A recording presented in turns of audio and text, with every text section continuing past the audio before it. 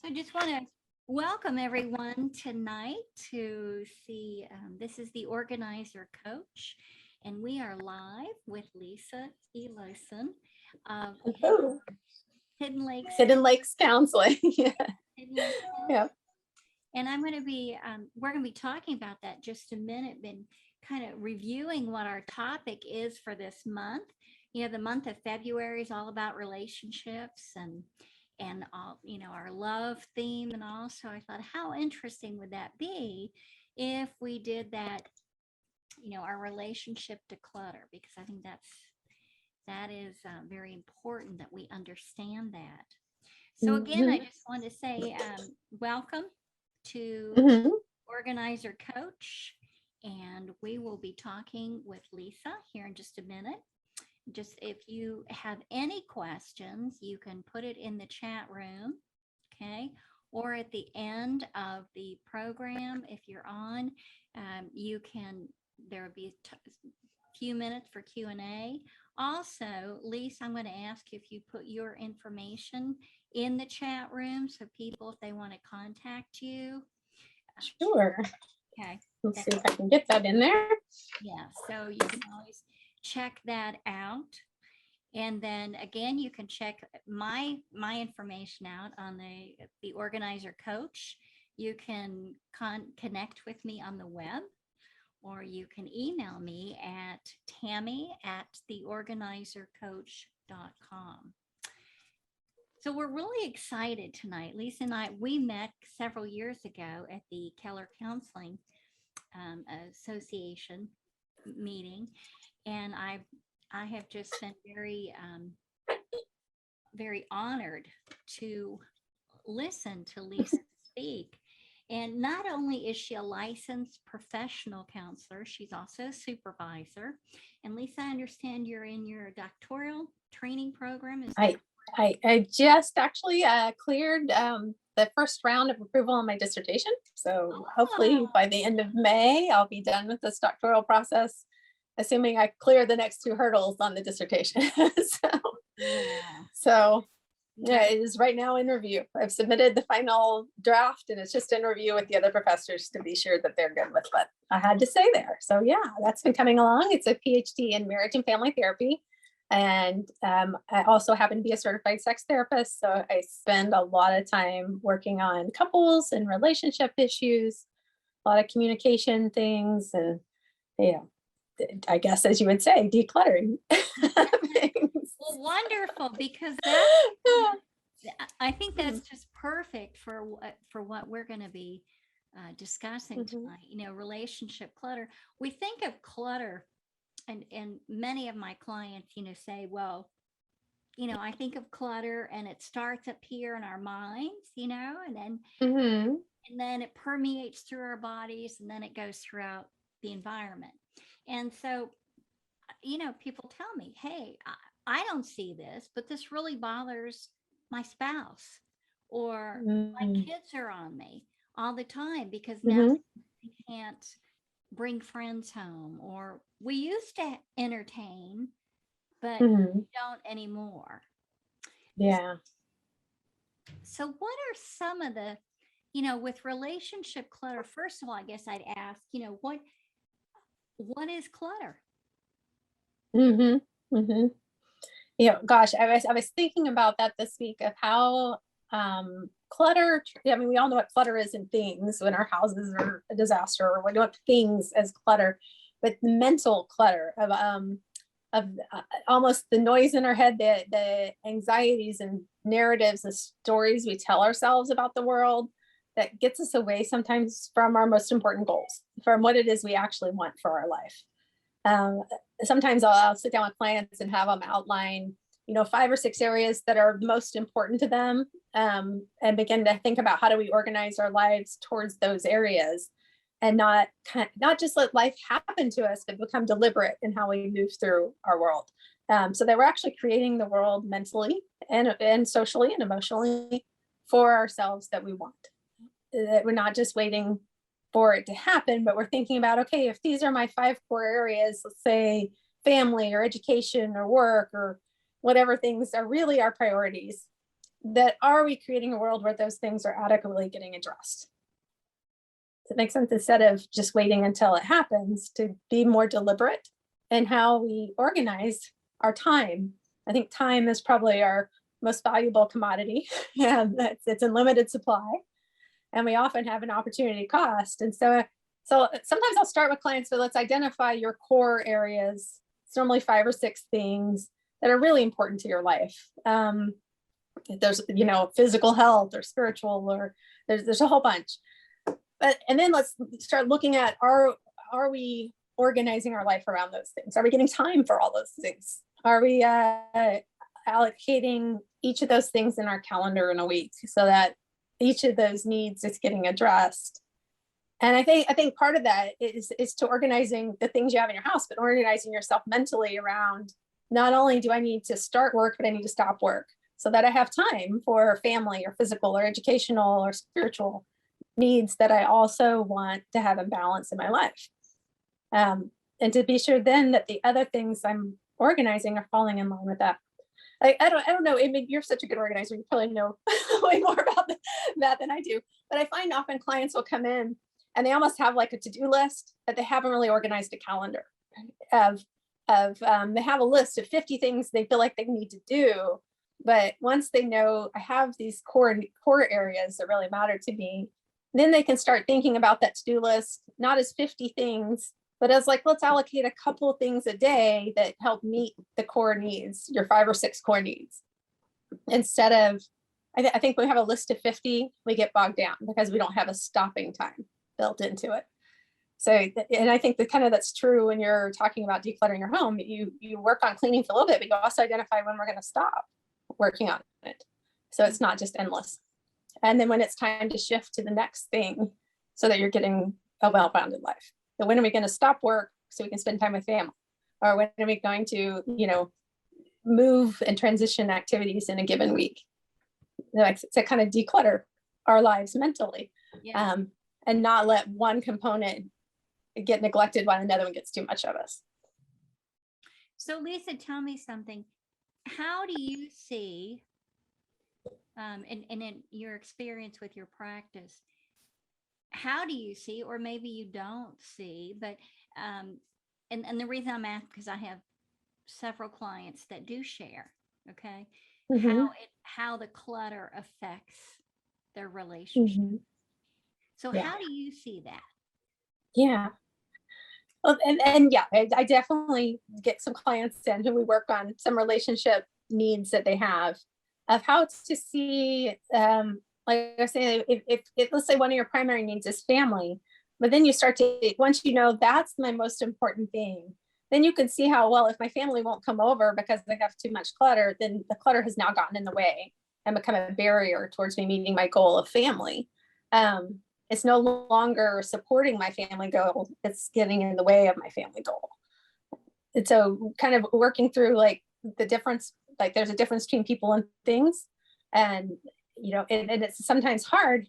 I think you see that, I think if I understand a little bit about, correct me if it's not what you do, is sometimes we get bogged down in that moment where we're trying to get rid of something and clean something out. They're like, oh my gosh, these are my memories of my child, when they were born, and the baby clothes. I think I've had some of those. It took me a little effort to clean those out myself. But to realize that is not the child. And it could be getting in the way of me having a really good relationship with the person who is now in front of me. Sometimes I find that people mentally, it's almost like they're mentally living somewhere besides right now. Like they're mentally, sometimes I think when we're anxious, it's often because our brain is trying to live in the future of where we physically are right now. And sometimes when it's hard to let go of things, it's because your brain's trying to live in the past other than where we are right now. And kind of getting recentered on where we're at now. And let's really connect with the person in front of us. Like if you live too far in the future or too far in the past, you could actually be missing out on the very person in front of you. Like if I have a 5-year-old and I'm overly anxious about planning for their graduation, well, I could be living too far in the future and miss out on the very 5-year-old that's in front of me, instead of enjoying the time of when they're 5. Does that make sense? Oh, and you could end up with an 18-year-old and have missed 5-year-old altogether. Absolutely. That That makes a lot of sense. And that's interesting too that you bring that up because I do work with special needs population and with Mm-hmm. brain-based challenges, people that do have hoarding behaviors and ADHD, etc. Um, one of the one of the one of the several things that it consists is Mm-hmm. living in the past. Mm-hmm. This Of living somewhere besides where their body actually is. actually is exactly And I exactly. think that tends to create some anxiety in the body for you mentally too far ahead or behind of where you actually are. Mm-hmm, Yeah. mm-hmm. And causes you to miss out on what's in front of you. So what are some steps that a person could take to make these changes? So, Mm-hmm. from living in the past, that's where they're comfortable Mm-hmm. and Mm-hmm. surrounding themselves with things and the clutter. What are some steps that could help make those changes? Oh goodness. Okay, there's a lot. Well, the ones that come to mind off the top, to just kind of because that's what we were talking about, was this learning to be more present where you are. I talk to people sometimes about doing some more mindfulness strategies. One of my favorite exercises is to run through a quick 5 sensory assessment whenever you're brain starting to run too far ahead. I kind of personally make it a practice of a couple times a day to just stop and run through my 5 sensory assessment, which is literally stopping and asking myself, what do I actually hear right now? What do I see right now? What do I taste right now?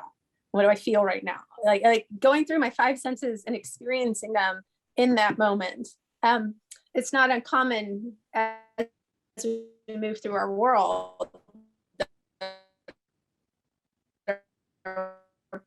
Brain will kind of filter out focused on what I'm talking about and not focused on the texture of the chair that they're sitting in.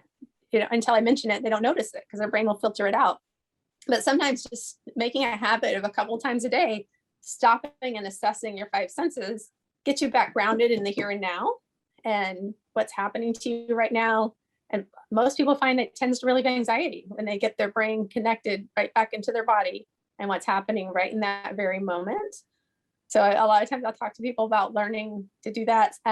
Some people I'll tell them to put a pop-up on their phone just to kind of remind them to get in the habit of checking in with themselves and living where they are a couple times a day. Mm-hmm. Now, another exercise I sometimes do with when you're trying to take on a big project, and it's like writing my dissertation. That was kind of a big project. It's a 120-page paper, and yeah. And when I started it, if I had thought about writing 120 pages, that's more than I can think of. That will cause me so much anxiety to think about doing that much at once. So each step of the way, I would often ask myself to imagine what is the smallest amount I can do that's not anxiety provoking for me. And I would sit there and go through, well, could I write a page? Well, could I write a paragraph? Well, can I write a sentence? One day it was literally, can I turn on my computer? And I was like, okay, I can do that. And that doesn't cause me anxiety. So I'm going to go ahead and turn on my computer. And I stare and I just move one step at a time instead of trying to do it all at once. Or I might say, today I'm just going to write about this one little concept, or I'm just going to read one article. But I would step myself backwards to, I have a long-term goal. And maybe for people who are trying to clean their house, it may be, okay, my goal is to get all this clean, but that's too much to think about at one time. Mm-hmm. So I would just go, okay, what's the part, how much can fit inside this box? What's the smallest part I can think of that thinking of it gives me no reaction? That I don't get an anxiety reaction thinking about that. And there were days when it was literally like, I can read one paragraph of one article.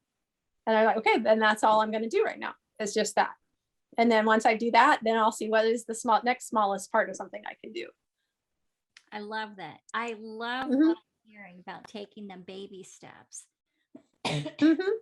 Excuse me. And it's really, and like, if I was thinking about working on something and it was causing me anxiety, then it's too big. And back up and think about until it gets to the smallest thing I could do and it not cause me anxiety. Mm-hmm.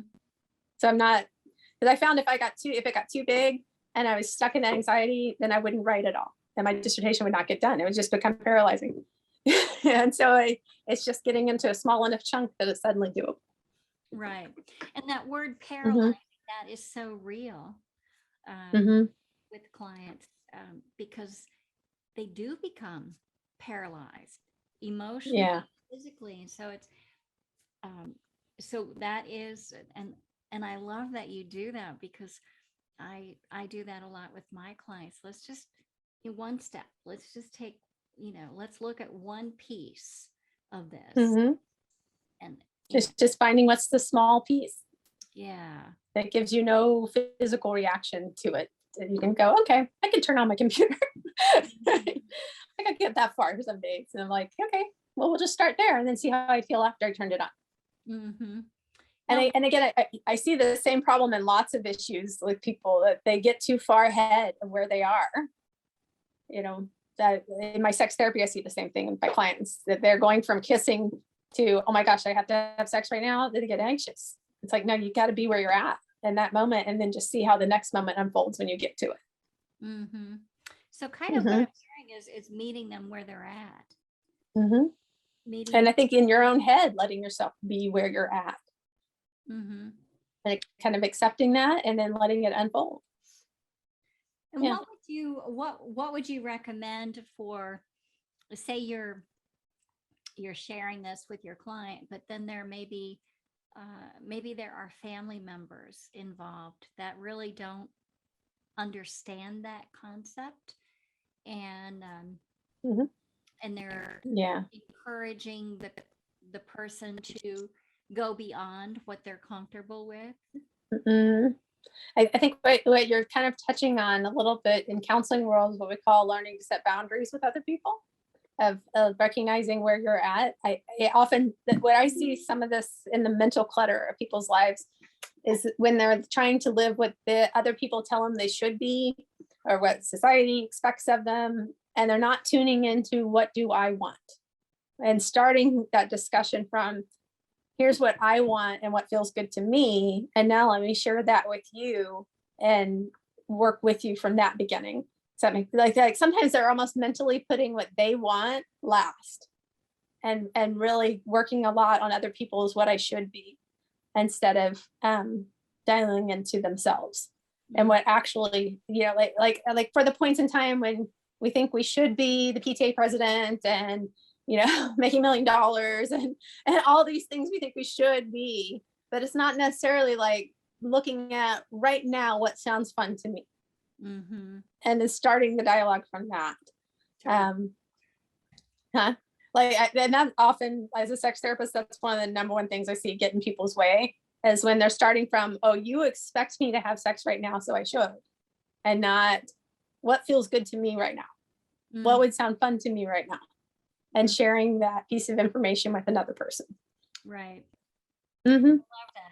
I have many of my clients have experienced some form of trauma in their life, and that trauma is related, or it correlates to the hoarding type of behavior. Oh yeah.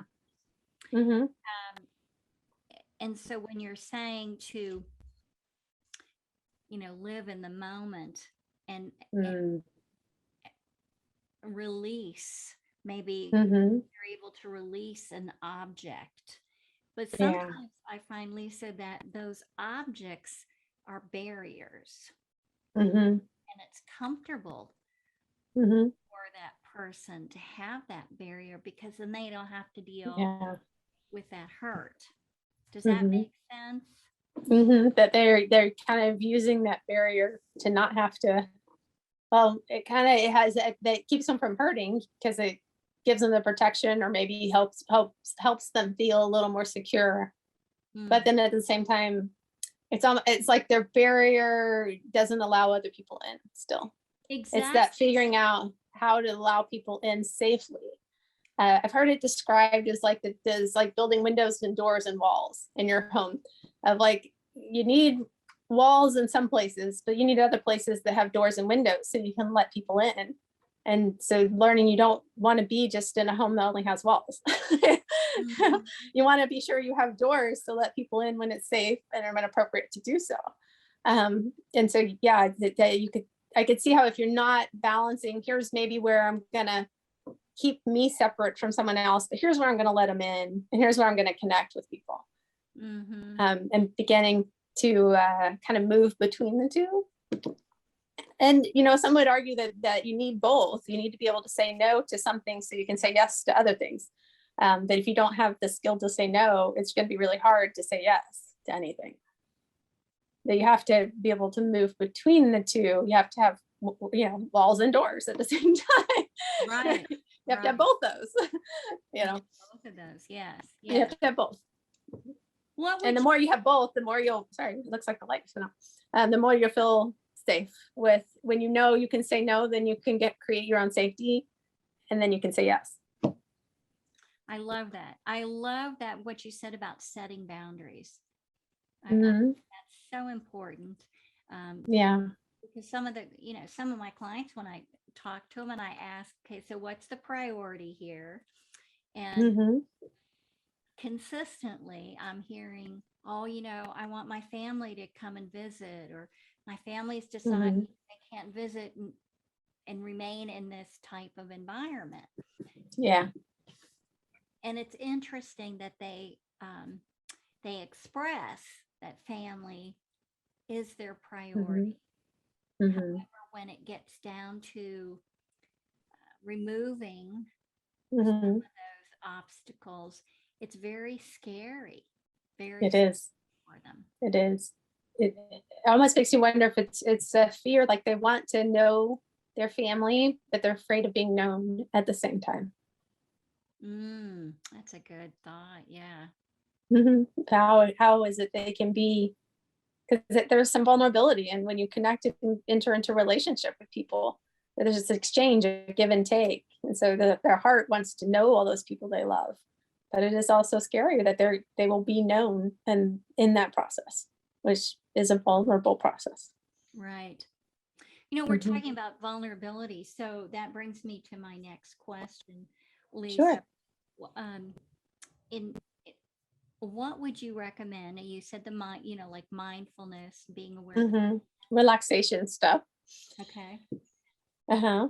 What else? What are other resources that people can connect with to help them understand Hmm. some of this? To help them, okay, the people who, well, besides the obvious, counselor, organizer, help, of course.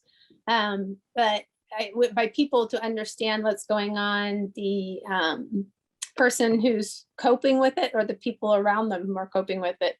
Well, I would say both. I Yeah. um I have communication from both sides, You get both ends of that, of from how do you, right. it's a challenging thing. I think certainly getting help and support as you move through it, because it is a trauma injury emotionally. That's often, as you said, that's often bringing this about. So letting a counselor work through the emotional part of it with you, but then certainly bring in an organizer, because counselor won't come into your home and help you figure out how to sort that stuff. And so you need people who can help you on that end too. And sometimes having the counselor involved, especially family therapists, that can help the extended family members understand, we're up against an anxiety issue, not necessarily, it's just being expressed in the hoarding behavior, but we have to work through that anxiety to get rid of the behavior that's protecting them.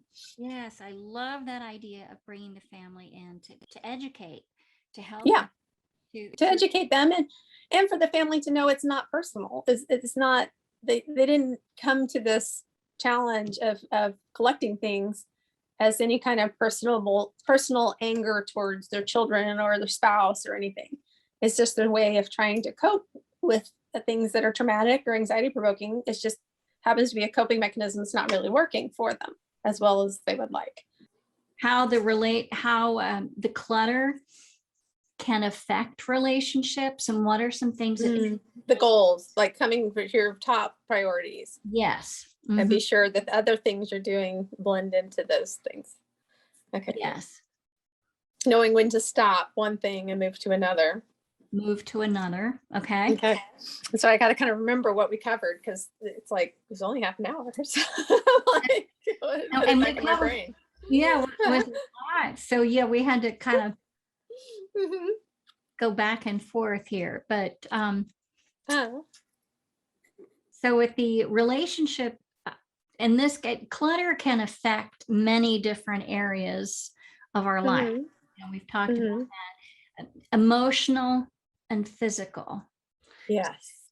You know, we've talked about how emotionally it starts here in our brain, right? That Mhm. emotional clutter, everything that's going on.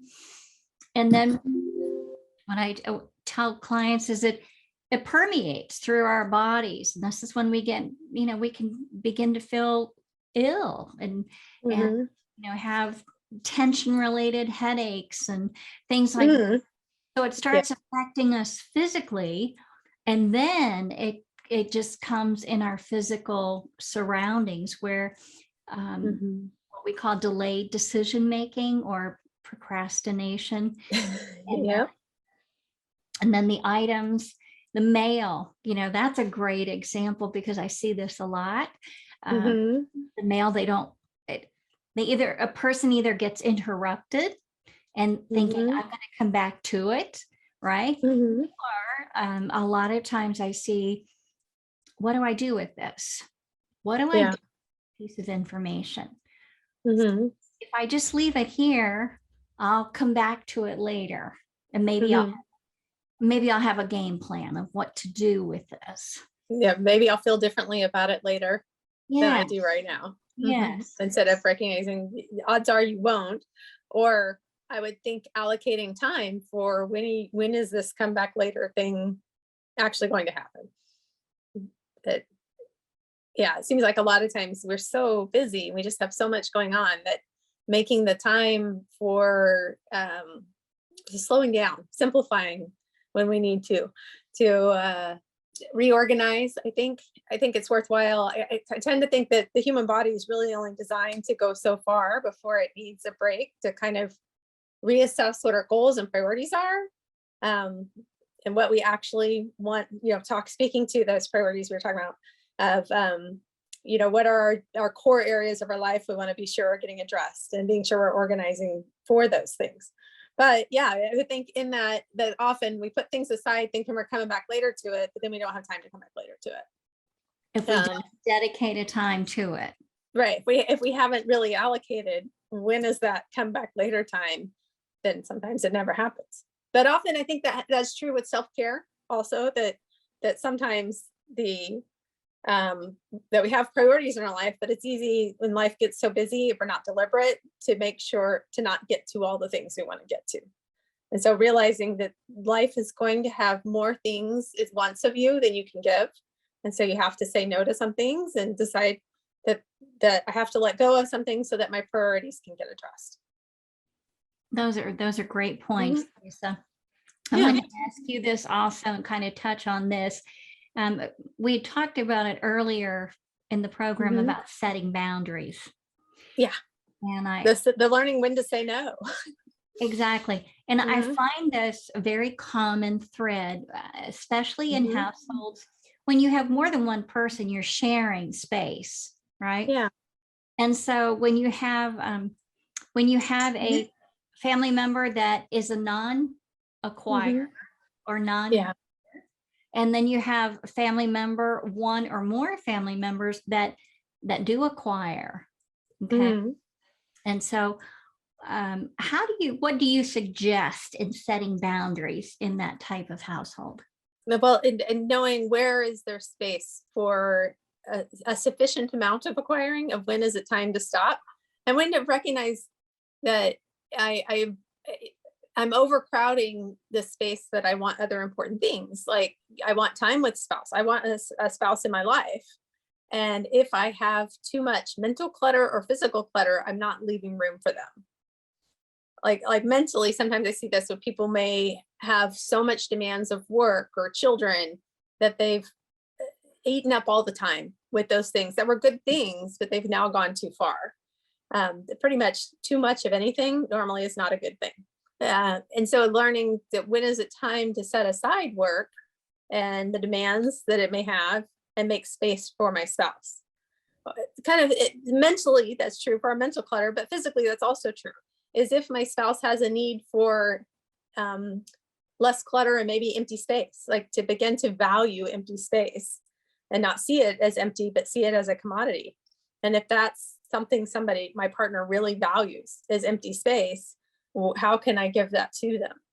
The same as if I knew they really valued anything, like if they love flowers, can I give them flowers? Well, if I happen to be married to someone who really values empty space, then can I allocate a space in our home where they can have that? And to not necessarily see it as, like, I think it's sometimes when we get rid of the clutter in our lives and we see empty spaces in our house, we see that as nothing being there, instead of seeing it as the something that's there is order or space. And I want that space to be there. Does that make sense? And Oh, it's it like does. realizing to begin to give it value and not treat it as though it's nothing. And I love what you said. I'm going to go back to this. Is Yeah, the sure. valuable commodity. Mm-hmm. I love that Mm-hmm. because we don't think of that. We don't think of our time, or Mm-hmm. many of us don't think of our space as Mm-hmm. valuable commodity. And what Yep. a gift, you know, Mm-hmm. what a gift. Uh-huh. And we can give our family members, we can give ourselves. Right. Empty space as something worthwhile. And I think it's inherent to just how a human being is designed. And religious people would call it a Sabbath day. Non-religious people might call it self-care, whatever you want to call it. I think that we are only designed to go so far, normally 7, 8, 9 of most anything before we go, okay, now I need to step back from it. And it's time for a break. And I need to reassess and realign my priorities. And so I tend to, like for myself, I know that I can only work about 8 hours in a day before I'm just burnt out. I'm tired, and I need to take what I term my Sabbath hour. That's my hour to step back and kind of realign. What are my work goals? What am I trying to do for myself? Where does my personal life start? Of where is it the time, the empty space for me to really organize myself in. Mm-hmm. I love that. I love that. And I think that's so important that we understand that having that empty space is crucial. That is important. Oh my goodness. Yes. And I love what you said about that. Yeah, that it's not that there's even taking the hour after 8 hours of talking to people, taking my hour for myself, that's not wasted time. That is something that's valuable and of worth, because it actually makes it where I can do my job other places when I've taken the downtime. And I think, the body needs sleep. The body needs moments of self-care. Now, we can't do too much self-care. We also don't want to spend all day there. We have to get all of our priorities in balance. So there's imbalance. So there's space for saving things, and there's space for empty space. And so, because we're going to be closing this here in just a minute, Elieson, it's been wonderful. What would you recommend for an individual that has collected many items and it's like protection for them? Okay. Yeah. And they live in the past. Yeah. Well, when we were talking about last time about how that can sometimes create anxiety to have your body and brain live in two different places, it can make life a scary place. And learning to kind of get your brain and body in the same place with your mindfulness exercises and be conscious of where you are. We were talking about earlier.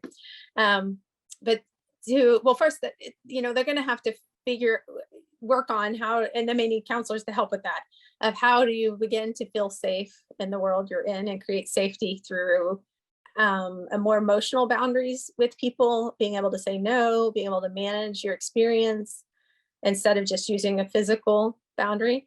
I often see this with people who sometimes struggle with setting emotional boundaries. They'll sometimes use geography or things to be able to do that.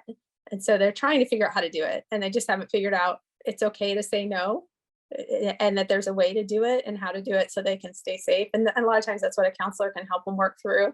is how to build that safety emotionally in their world. And to help them kind of identify what their needs are and how they can get them addressed.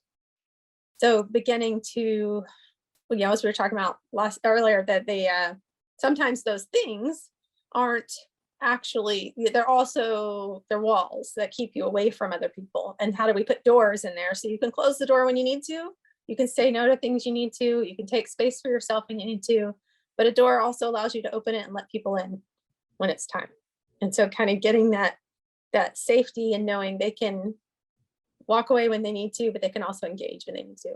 Versus some of the things, the clutter is so much building a wall that you can't let people in. And it's not actually, it may be keeping them from getting hurt, but it's also causing them loneliness, which is another form of hurt. It's a different kind of hurt. Sometimes I consider, like when my kids were little, moments where they would want to go play sports and stuff. And I was like, oh my gosh, they're going to get a concussion. What if they get injured? But my other option was to put them on the couch and wrap them in bubble wrap. And that wouldn't have been healthy for them either.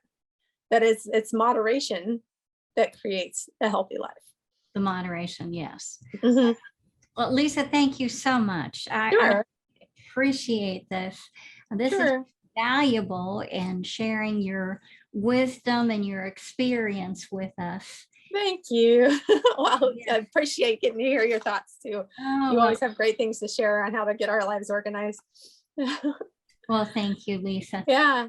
For those of you that are listening to, if you have any questions and you'd like to contact Lisa, her information is in the contact box, the chat box. It's Lisa Elieson with Hidden Lakes Counseling.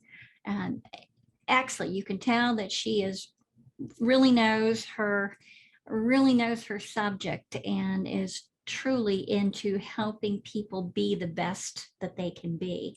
So with that, Lisa, thank you. We're going to sign off, and I want to thank you for joining the Organizer Coach. We'll have you back on. Thank you. It was a lot of fun. Appreciate it. Anytime. Thank you. Thank you. Thank you for having me. All right. It's fun to get to talk to everybody. Yeah. Thanks. Thank you. Bye-bye. Okay. Bye-bye.